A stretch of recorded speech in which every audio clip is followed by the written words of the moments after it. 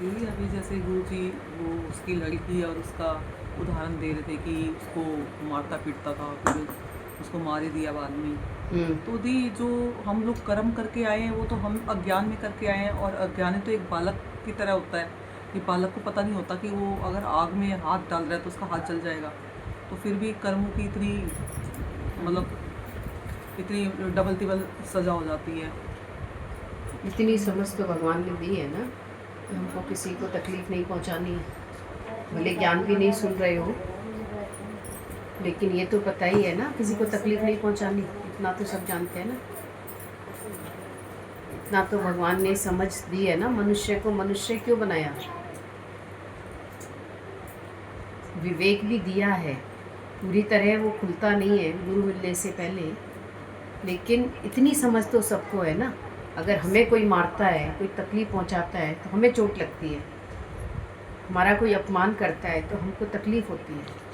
इतनी तो समझ है ना। दूसरे को भी अगर हम कुछ कह रहे हैं तो उसको भी तकलीफ़ हो रही है। तो अज्ञान है, बेशक ज्ञान नहीं है, लेकिन इतनी समझ तो सबको ही है। हमें भी तकलीफ़ होती है तो दूसरे को भी होती है। फिर उसके बाद उसकी सज़ा फिर भी माफ़ हो सकती है, लेकिन जो ज्ञान के बाद गलत कर्म करते हैं उनकी सज़ा माफ़ नहीं होती,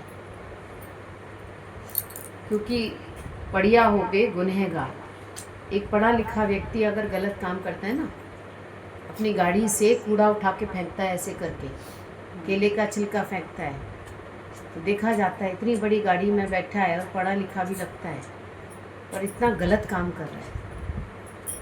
और जो अनपढ़ गंवार हैं, जिनको समझ नहीं है, पढ़े लिखे नहीं हैं, वो गलत काम कर रहे हैं, कूड़ा फेंक रहे हैं, गलत कर रहे हैं, तो उनको फिर भी कहेंगे पढ़ा लिखा ही नहीं है ना, इसको समझ ही नहीं है ना। लेकिन जो पढ़ लिख कर भी गलत काम करे, ज्ञान के बाद भी हम दूसरा देखकर उसके स्वभाव संस्कार में जाते हैं, तो ये तो डबल सजा है ना। फिर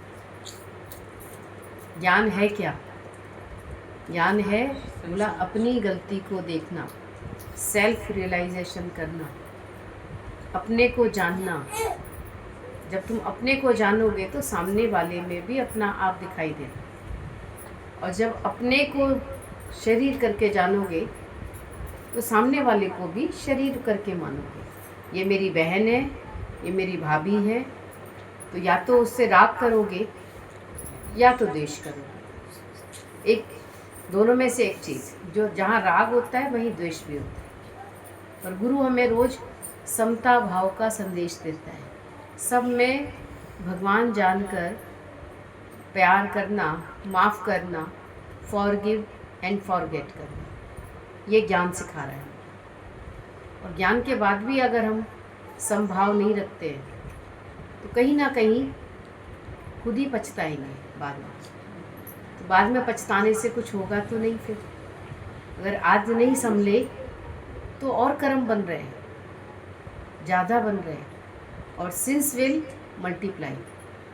जो पाप है ना वो दुगने नहीं होते, वो मल्टीप्लाई होते हैं।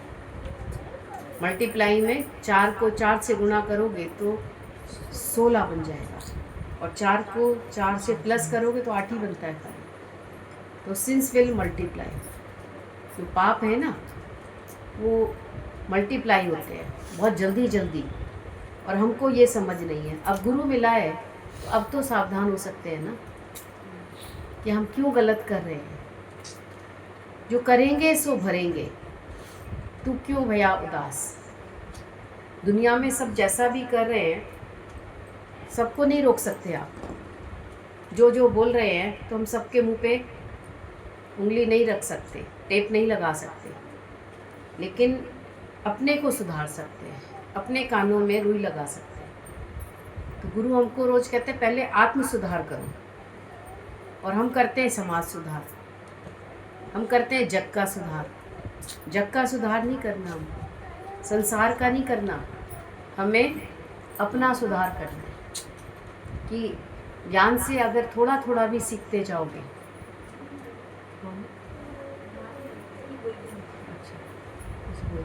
अगर थोड़ा थोड़ा भी सुधरोगे तो बहुत बदलाव आ जाएगा। यहाँ तक भी गुरुजी बोलते थे, एक वचन भी लगाओ, एक, केवल एक वचन, तो भी तुम्हारा उद्धार हो जाएगा। और एक भी नहीं लगाओगे तो भगवान भी कुछ नहीं कर सकता, गुरु भी कुछ नहीं कर सकता। अभी बात चली रही है कल से कि गुरु मुक्त कर सकता है, गुरु नहीं मुक्त कर सकता। गुरु में अगर तुम्हारी श्रद्धा नहीं होगी, गुरु में आपका विश्वास नहीं होगा, गुरु के प्रति प्रेम नहीं होगा, तो गुरु भी नहीं कर सकता। क्योंकि हर एक को अपना सुधार करना है, और नहीं करोगे तो अपना ही नुकसान कर रहे हो, किसी और का नहीं कर रहे हो। तो मनुष्य बोला अपना ही नुकसान ज़्यादा कर रहा है, दूसरे का तो कितना नुकसान करेगा, दूसरे को तो थोड़ी बहुत कुछ बोलेगा जाके, लेकिन अपने अंदर के भगवान का तो खात्मा कर दिया तुमने। जो गुरु ने हमको इतना साफ सुथरा किया, गुरु ने हमें साफ करके, रोज़ हमारी ज्ञान से सफाई होती है, रोज़ हमारे अंदर से मैल निकलता है, और फिर जाके हम गंदगी में बैठ जाएं। तो बोला तू अपनी भी मेहनत खराब करते, गुरु की भी करते। तो यहाँ पर बोला कोई प्रवचन नहीं होते, यहाँ पर बोला गुरु के अंदर करुणा है तो वो उद्गार निकलते हैं उसको करुणा है। करुणा किस सबको नहीं होती है। तुमको अपने बच्चे से मोह है तो तुम उसके ऊपर दया करते हैं। दया और करुणा में अंतर है। और दया करके अपने बच्चे की हर गलती माफ़ कर देते हैं, और उसका फल क्या निकलता है, रिजल्ट क्या होता है, तो गलत रास्ते पर बढ़ते जाते हैं बच्चे। एक बार तुमने माफ़ कर दिया, पी कर आया वो घर में शराब पीकर, बोला उसी दिन डंडे से मार देते तो ठीक हो जाता वो, दोबारा हिम्मत नहीं करता। और तुमने उस दिन उसको माफ़ कर दिया। तुमने सोचा किसी को पता ना लग जाए, कहीं ऐसा ना हो जाए, तो गलती हुई तुम्हारी। दूसरी बार फिर आया, धीरे धीरे वो गुलाम बन गया। हर चीज़ का मनुष्य गुलाम है, और ज्ञानी गुलाम नहीं होता, गुलाम नहीं होता किसी का भी, कोई आदत का गुलाम नहीं है। डॉक्टर ने कहा तुमको चाय नहीं पीनी है तो नहीं पीनी है, उसमें क्या होगा, नहीं नहीं नहीं उसके बिना तो मैं रह नहीं सकती, उसके बिना तो मैं कर ही नहीं, ऐसा थोड़ी होता है। यानी सबके बिना रह सकता है। तुम तो कहते हो मैं अपने बच्चे के बिना नहीं रह सकती, बोला सब रहते हैं, पहले ऐसे ही कहते हैं, फिर बच्चा लड़की चली जाती है शादी होकर, रह लेते हैं माँ बाप आराम से, वो भी रह लेती है, पहले वो भी कहती है मैं कैसे रहूँगी वहाँ पर, मैं भगवान ने सबको सहन शक्ति दी है, सबको धीरज दिया है, पर हम तब इस्तेमाल करते हैं जब बिल्कुल सर से ऊपर पानी हो जाता है, यानी टूट जाते हैं। और ज्ञानी इसी चीज़ का इस्तेमाल पहले कर लेता है। ये अंतर है, ज्ञानी और अज्ञानी में अंतर क्या है। गीता में लिखा है ज्ञानी और अज्ञानी देखने में दोनों एक जैसे लगते हैं, बाहर से देखने में दोनों एक जैसे लगते हैं, पर अंदर में दोनों के बहुत बड़ा अंतर है। कृष्ण और अर्जुन देखने में एक जैसे लगते हैं, आप फोटो देख लो एक जैसे, बस एक मोर मुकुट दिखता है तो पहचान कर लेते हो, अगर वो भी नहीं है तो पहचान ही नहीं है, क्योंकि वो भी मुकुट लगा रहा है, वो भी, उसने भी राजसी वस्त्र पहने, उसने भी, उसके पास भी अस्त्र शस्त्र है, उसके पास भी है, दोनों एक जैसे ही हैं। लेकिन अंतर क्या है, एक स्थिति में है, ज्ञान में ठहरा हुआ है, समबुद्धि है, समान भाव है, वो ज्ञानवान है अंदर से, और वो दिखने में ऐसा लग रहा है लेकिन फिर भी मोह से ग्रस्त है। तो हर एक व्यक्ति मोह से ग्रस्त है, और ये मोह कैसे ख़त्म होता है, जब तुम सब में अपना आप देखते हो तब ख़त्म होता है। जैसे नील लगाते हैं हम कपड़े में, तो वो अगर कम पानी में लगाते हो तो कपड़े में दाग पड़ जाते हैं, कभी लगा कर देखना, पानी कम हो और कपड़ा तुम्हारा ज़्यादा हो तो दाग पड़ेंगे। तो उस दाग को हटाने के लिए क्या करना पड़ेगा, उसमें और पानी डालना है, और फिर उसको ऐसे ऐसे करोगे तो वो धब्बे भी हट जाएंगे। धब्बे कोई परमानेंट नहीं है, कोई वैसे रंग थोड़े ना है वो नील। तो ऐसे ही बोला हमने भी क्या किया, कुछ लोगों से प्रेम किया तो उसको मोह का नाम दिया गया। 2 या 4 से, 2-4 से ही मोह है तुम्हारा, सबसे नहीं है। यानी ने क्या किया, सब में भगवान का भाव रखकर प्रेम किया तो वो आनंद में रहता है, कोई धक्का नहीं लगता उसको, कोई तकलीफ नहीं होती। और अज्ञानी तो टूट जाता है, कोई हालत आए ऐसे विलाप करते हैं जैसे भगवान ने तुम्हारी कोई चीज़ ले ली है। तुम्हारी कोई चीज़ थोड़ी ली है भगवान ने, जो लिया है वो उसी का ही है, तुम्हारा कुछ नहीं था। तुम आए भी अकेले थे और जाएंगे भी अकेले। क्या चीज़ तुम्हारी है बताओ, क्या क्या लेकर आए थे इस धरती पर, बता दो, सब बता दो। कुछ लेकर आए हो तो? कुछ नहीं लाए थे। सबको पता है बच्चा बिल्कुल नंगन आता है और लेकर भी कुछ नहीं जाओगे। जो वस्त्र पड़े हैं ना, जो कफन भी डालते हैं, जो शॉल भी डालते हैं, बोला वो भी यहीं उतार लिया जाता है, या जल गया, भस्म हो गया। अच्छा कपड़ा ऊपर से उतार लिया, बाकी भस्म कर दिया। उस समय ना लोभ होता है ना लालच होता है अंदर से। आप देखो कभी ना मोह रहता है, फिर थोड़ी देर बाद मोह भी खत्म हो जाता है। तो वही स्थिति ज्ञानी की जीते जी होती है। जो तुम्हारी स्थिति होगी लास्ट के वक्त में, उसी स्थिति में ज्ञानी रोज जीता है। तो ये अंतर है ज्ञानी और अज्ञानी में। दीदी ये बात चल रही थी कि जिनका संयोग हुआ है उनका योग अवश्य होगा, ये समझ में नहीं आया। वियोग, संयोग माने मिलना, संयोग माना जो हमें मिला है वो एक दिन छूटेगा भी, हमेशा थोड़ी रहेगा। संयोग मतलब जो चीज़ तुम्हें मिली है वो छूटेगी एक दिन, वियोग भी होगा उसका। देख लो तुम कोई भी चीज़ देख लो, XYZ कोई भी चीज़, चाहे व्यक्ति, चाहे वस्तु, चाहे परिस्थिति, कोई भी, सब बदल रहा है।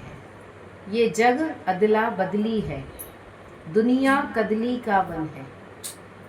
केले का जैसे पेड़ होता है, उसको ऐसे खोलते जाओ, उसमें कोई जड़ी नहीं है, उसमें कोई जड़ी नहीं होती। तो ऐसे ही बोला संसार का एक एक कवर उतारो तो बोला कुछ है ही नहीं। और जो स्थित बिंदु है, बीज रूप है, वो परमात्मा है। और शरीर की कोई कीमत ही नहीं है। इस शरीर को उठाने का भी पैसा लगता है, सबको पता होगा।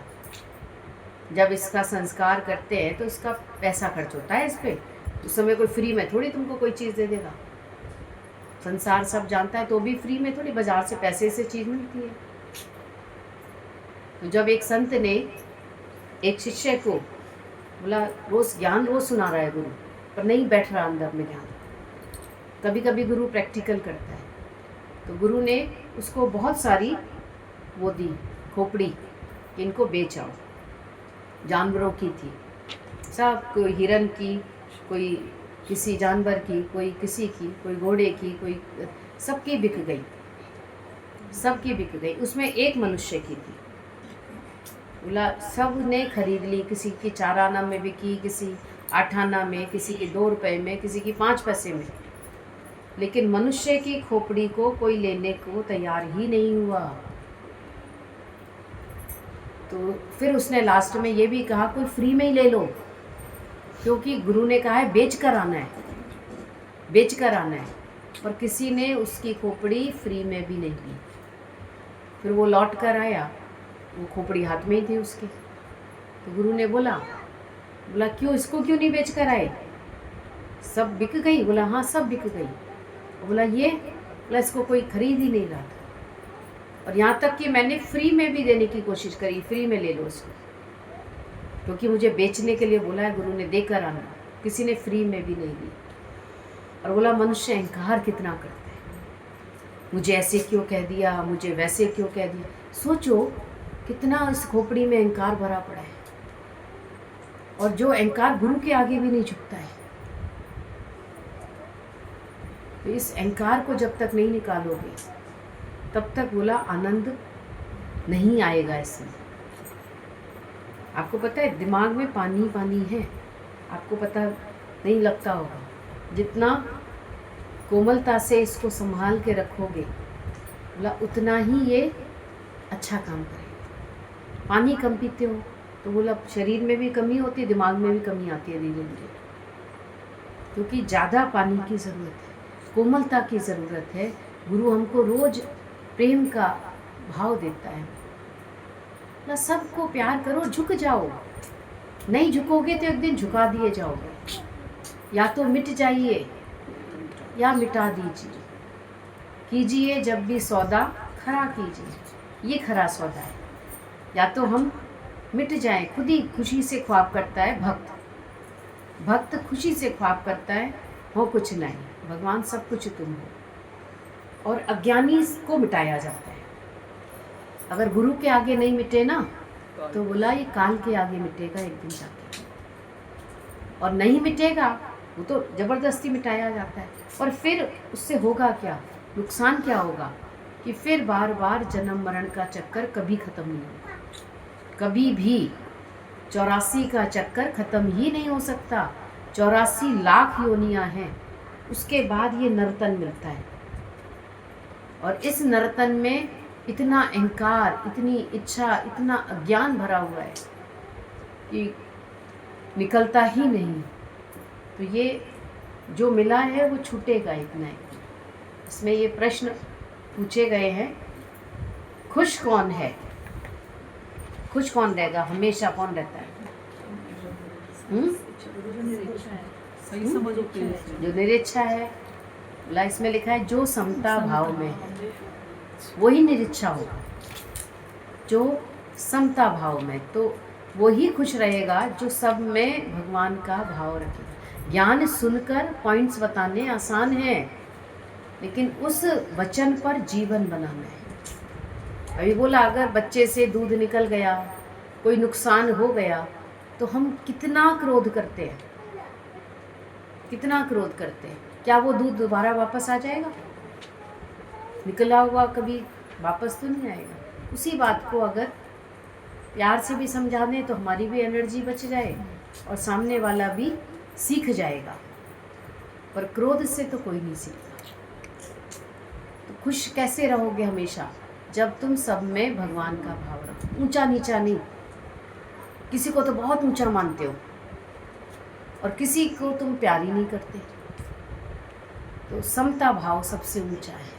समभाव में रहोगे तो खुश रहोगे हमेशा। और ऊंची नज़र कौन सी है? सबसे ऊंची नज़र भगवत भाव, जो सब में परमात्मा को देख सके, ऊंची नज़र वो है। तुम कहेंगे ना वो अमीर व्यक्ति है, उसकी नज़र सबसे खराब होगी, क्योंकि वो हमेशा अपने को तो सेठ मानता है और सामने वाले को कहता है तो नौकर है, ये तो मज़दूर है, ये तो फलाना है, मैं तो उसको तनख्वाह देता हूँ। तो बोला तुम भी तो तनख्वाह ले रहे हो, कहीं से दे रहे हो। तो गुरु ने हमको बोला सब में भगवान का भाव रखा। सबसे ऊंची नज़र ज्ञानी की होती है। तुम दुनिया में जाते हैं ना, तो सब तुमको किस नज़र से देखते हैं? मामी आ गई, मौसी आ गई, बुआ आ गई, फलानी आ गई, इस रिश्ते से देखते हैं तुमको खाली।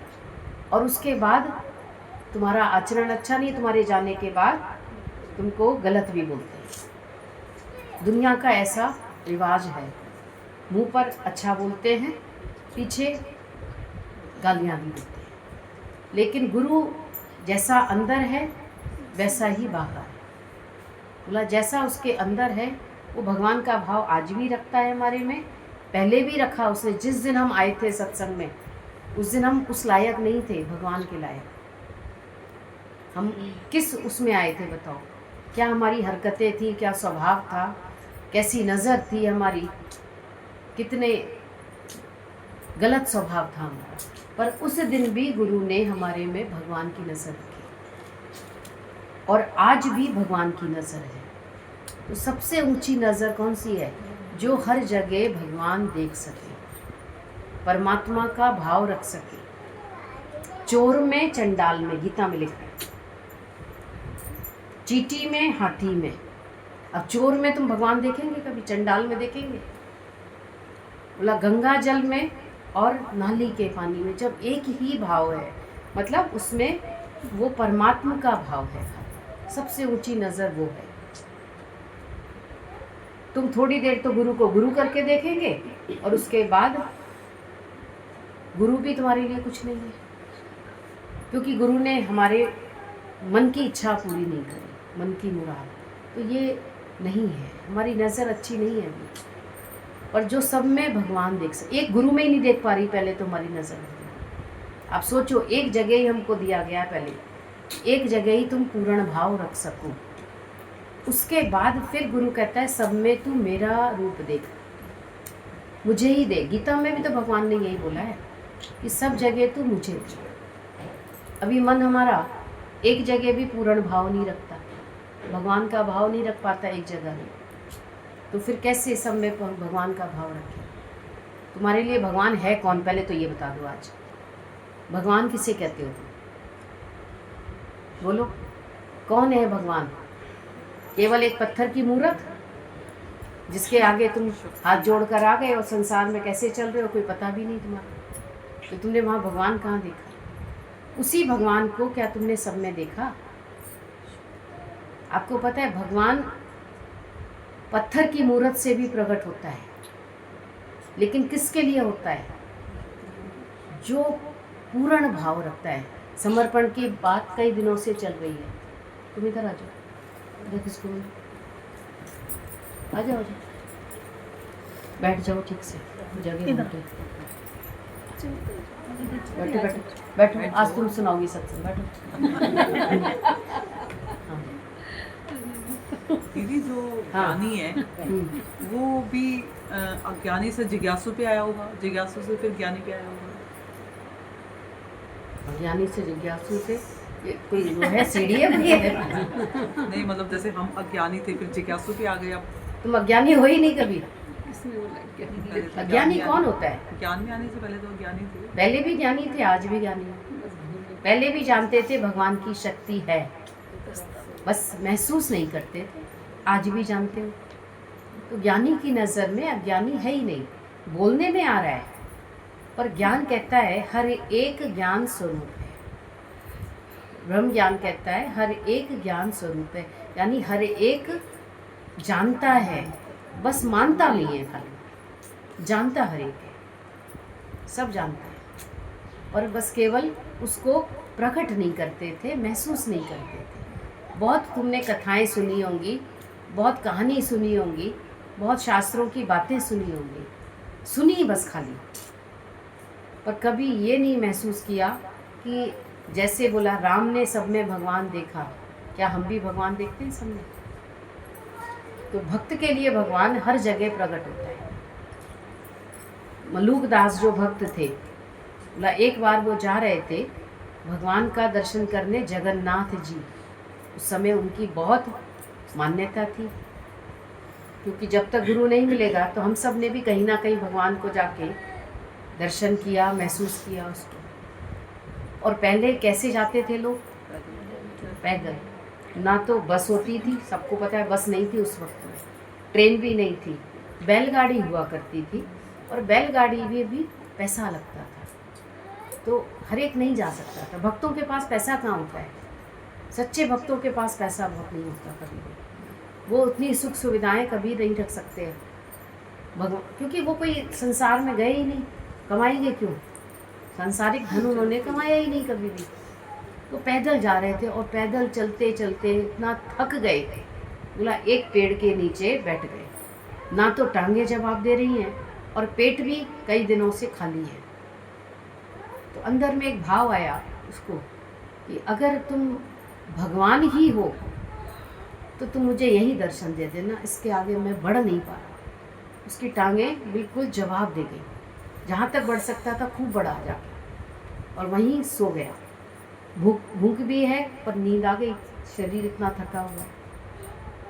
फिर क्या देखा उसने कि कैसे, बोला भगवान आया एक बालक का रूप रख के, और उसके लिए सोने की थाल में भोजन लेकर आया, सोने के थाल में। बोला मलूक उठ के भोजन करो, तुम बहुत भूखे हो मुझे पता है। बोला पर तुम हो कौन? उस बालक को थोड़ी पहचान पाया हो। पर तुम हो कौन? बोला मुझे जगन्नाथ जी ने भेजा है, तुम भोजन करो। तो उसने सब 56 प्रकार का भोजन था, उसने खाया। उसके बाद उसकी जैसे ही निद्रा खुली तो देखा ना तो वो बालक है और भोजन भी नहीं है, थाल रखा है बस खाली, और पेट भर गया उसका अच्छे से, और वहीं फिर वो सो गया। उधर क्या देखा, जगन्नाथ जी के जो पुजारी ने देखा कि भगवान की भोजन का थाल गायब है। बोला जरूर किसी ने चोरी की है। तो राजा ने सब जगह ढूंढवाया, खबर पूरे जगह पहुंच गई, वहाँ पे जो राज्य करता था उस वक्त में। फिर पुजारी को भगवान ने दर्शन दिया, बोला थाल कहीं नहीं गया है, मैं ही अपने भक्त को खिलाने के लिए अपना थाल लेकर गया था, और मेरा भक्त फलानी जगह लेटा है और थाल भी वहीं रखा है, ले आओ उठाकर। जब वो गया, राजा खुद भी गया, सिपाही भी गए, देखा तो वो तो सो रहा है और थाल साथ में पड़ा हुआ है, रखा हुआ है। तब उसको लगा कि कैसे राजा ने भी बोला, और फिर उसके बाद तो पूरे लोग इकट्ठे हो गए उसके साथ उसका दर्शन करने के लिए। ऐसे भक्त के लिए जिसको भगवान सोने का थाल में भोजन लेकर आ रहा है, वो भक्त क्या ही होगा, उसका दर्शन करना चाहते हैं सब। तो बोला जो निरीच्छा है, जो पूर्ण समर्पित है, उसका दर्शन गंगा के दर्शन से भी पवित्र है।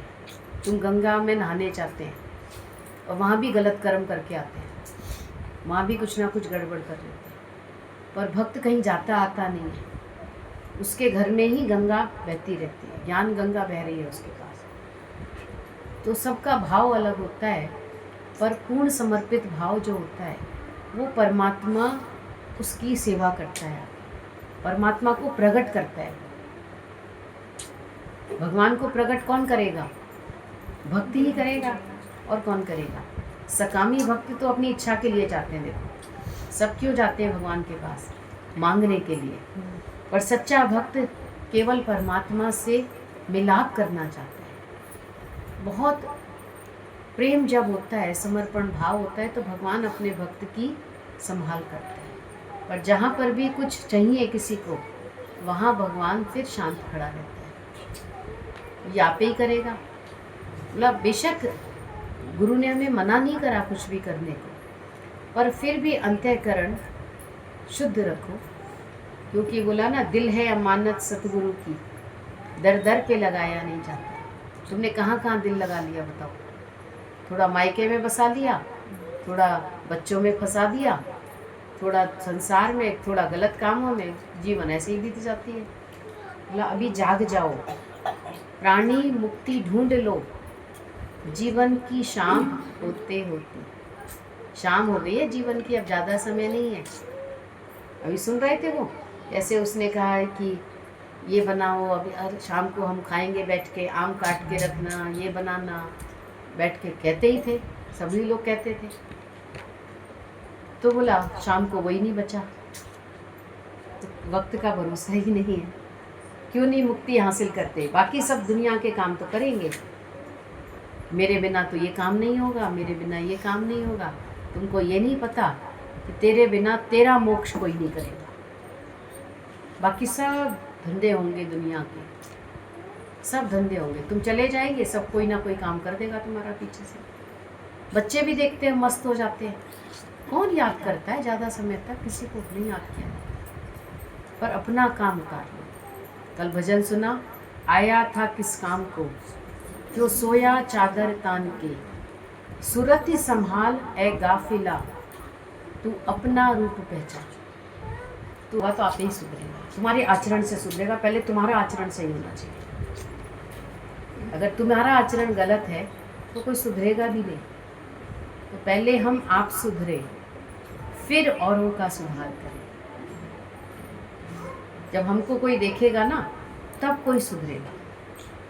तुम्हारे आचरण से कोई सुधरेगा। तुम अपने बच्चों को क्या शिक्षा देते हो? बोला ना, अब उस दिन बात चली थी मदर्स डे पर, कि तुम क्या शिक्षा दे रहे हो। तो तुमको पहले बदलना है। तुम बाहर की चीज़ों में खुश हो जाते हो, तुमने अभी सुन रहे थे माँ मदालसा ने अपने 7 बच्चों को कौन सी शिक्षा दी, और कोई माँ मदालसा नहीं बनेगा, कोई नहीं बनेगा। उसने सबको शिक्षा दी, बेटा तू शुद्ध है, तू बुद्ध है, तू निरंजन है, तू अपने को जान। सबको भगवान के कार्य में लगाया। और हम क्या कहते हैं, बेटा ये पढ़ाई कर ले, नौकरी कर ले, पैसा आएगा तो हम घर बनाएंगे, फिर हम ये करेंगे। बोला बिल्डिंग तो बन जाएगी, लेकिन उसका उद्धार तो किया ही नहीं। तभी बोला कोई माँ गुरु नहीं बन सकती। कहना आसान है, माँ तुम तो गुरु हो मेरी। बोला कहाँ गुरु है वो? गुरु जैसी शिक्षा थोड़ी देता है अपने बच्चों को। गुरु तो गलत देखेगा तो थप्पड़ भी लगा सकता है। गुरु जी कहते थे कभी कभी अगर हम तुम्हारी गलती देखेंगे ना तो हम थप्पड़ भी लगा सकते हैं, क्योंकि वो सबको सबके उद्धार के लिए आया है। लेकिन माँ नहीं लगा सकती। माँ के अंदर तो मोह है ना, वो डर जाती है कहीं मैंने कुछ कह दिया ये चला ही ना जाए, कहीं ऐसा ना करे। अरे सुधारना भी तो माँ बनी हो तो गुरु बन के भी दिखाओ फिर थोड़ा। खाली कहने से ही थोड़ी खुश हो जाओगे कि बच्चे ने कह दिया माँ तुम तो हमारी प्रथम गुरु तो माँ ही होती है। ठीक है, पर उसने भी तो हमको मोह में ही फंसाया, उसने भी तो हमको गलत काम में ही फंसाया। कौन सा अच्छे काम में फंसाया? कोई माँ कहती है निष्कामी हो जाओ? बताओ, सब माँ बैठी हो यहाँ पर। किसी माँ ने भी अपने बच्चे को ये लोरी नहीं सुनाई होगी, बेटा तू शुद्ध है, तू बुद्ध है, तू पवित्र है।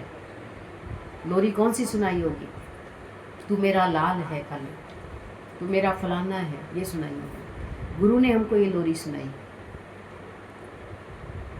अब तुझे नरक में नहीं जाना है। ये सबसे ऊंचा पद कौन सा है, तखत कौन सा है? अपनी आत्मा का तख्त है, और कोई तखत नहीं है। ठीक है। और ऊंची राहत कौन सी है? राहत कब मिलती है? सबसे ऊंची राहत, तुम कहते हो ना ये काम कर लूँ फिर राहत मिल गई मुझे, और उसके बाद फिर टेंशन शुरू हो गई।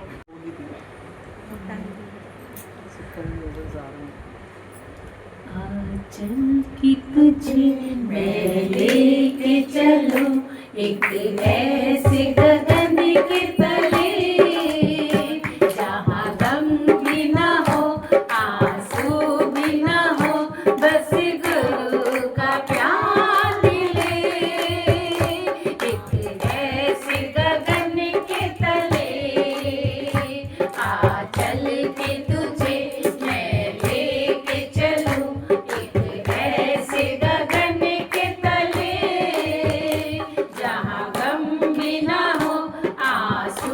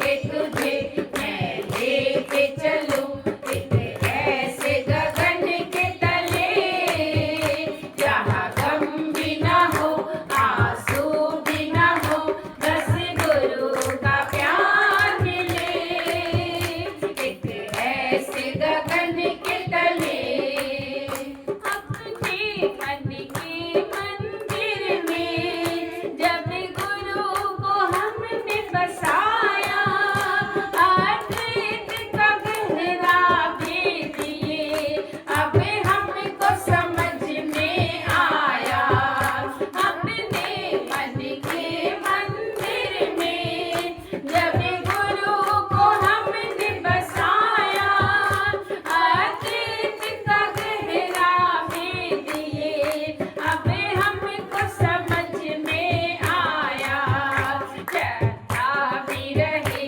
धीरज भी रहे और ज्ञान सुहाना रहे यहाँ गम भी ना हो आंसू भी ना हो बस गुरु का प्यार मिले एक ऐसे गगन के तले आंचल के तुझे मैं लेके चलूं एक ऐसे गगन के तले जहाँ गम भी ना हो आंसू भी ना हो बस गुरु का प्यार मिले एक ऐसे गगन के तले एक ऐसे गगन के तले एक ऐसे गगन के तले एक ऐसे गगन के तले